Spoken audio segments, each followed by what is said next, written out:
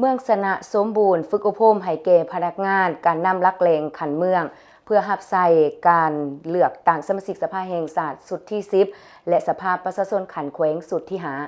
5วันที่19 มกราคม 2026 นี้เมืองสนะสมบูรณ์ได้จัดสุดฝึกอบรมให้แก่พนักงานนำพาลักเลงขันเมืองเพื่อรับใช้แก่การเลือกตั้งสมาชิกสภาแห่งชาติสุดที่10และสภาประชาชนแขวงจำปาสักสุดที่5กองประชุมจัดขึ้นอยู่ที่สโมสรของเมืองโดยการเป็นประธานของฐานคำศรีลิ้นสวัสดิ์กรรมการพรรคแขวงเลขาคณะบริหารงานพรรคเมืองสนะสมบูรณ์ประธานคณะกรรมการเลือกตั้งขันเมืองมีหลายภาคส่วนที่เกี่ยวข้องของเมืองเข้าร่วมโอกาสนี้ฐานคำศรีลิ้นสวัสดิ์เลขาคณะบริหารงานพรรคเมืองให้เกียรติมีคำเห็นกล่าวไขสูตรฝึกอบรมครั้งนี้ว่าการเลือกตั้งสมาชิกสภาแห่งชาติและสภาประชาชนขันแขวงแม่นเหตุการเมืองที่มีความหมายความสำคัญระดับชาติแม่นการแสดงออกถึงสิทธิ์เป็นเจ้าของประชาชนลาวบรรดาเผ่าในการเลือกเอาผู้แทนที่มีมาตรฐานครบถ้วนตามเงื่อนไขที่ได้กำหนดไว้ในกฎหมายและนิติกรรมเกี่ยวของศูนย์กลางทั้งเป็นตัวแทนให้แก่ประชาชนเฮ็ดหน้าที่เพื่อปกป้องสิทธิผลประโยชน์อันชอบธรรมของประชาชนบรรดาเผ่าต่อกับเอกสารที่นำมาเสื่อมซึมและพันขยายในครั้งนี้ประกอบมี 1. มติของกรมการเมืองศูนย์กลางภาคฉบับเลขที่26/กมสพ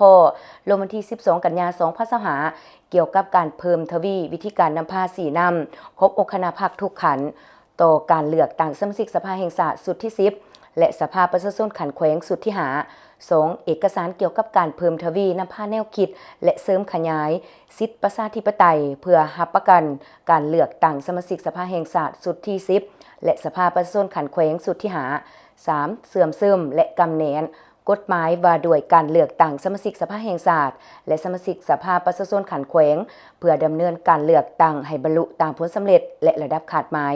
จากนั้นก็ได้รับฟังคำแนะนำของอนุกรรมการระดับชาติที่ติดพันกับเวียกงานของอนุกรรมการขันเมืองประกอบมีเอกสารการเก็บกำสถิติผู้มีสิทธิ์ปอนบัตรเลือกตั้ง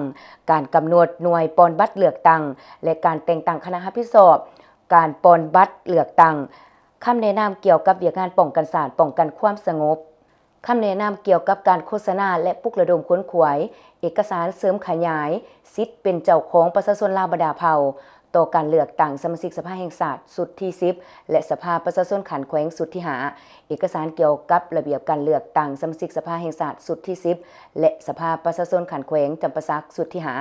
ภายหลังสำเร็จกองประชุมในการฝึกอบรมครั้งนี้คณะกรรมการเลือกตั้งขันเมืองจะได้สืบต่อนำเอาเนื้อในจิตใจเอกสารที่ฝึกอบรมดังกล่าวไปพันขยายเผยแพร่อยู่ภายในขอบเขตความรับผิดชอบของตนเพื่อให้ผู้มีสิทธิ์เลือกตั้งรับรู้และเข้าใจอย่างลึกซึ้งในสาเหตุให้การเลือกตั้งรับประกันได้ตามคาดหมายคือ 1. นำพาผู้มีสิทธิ์เลือกตั้งไปปอนบัตรให้ครบถ้วนร้อยส่วนร้อย 2. นำพาผู้มีสิทธิ์เลือกตั้ง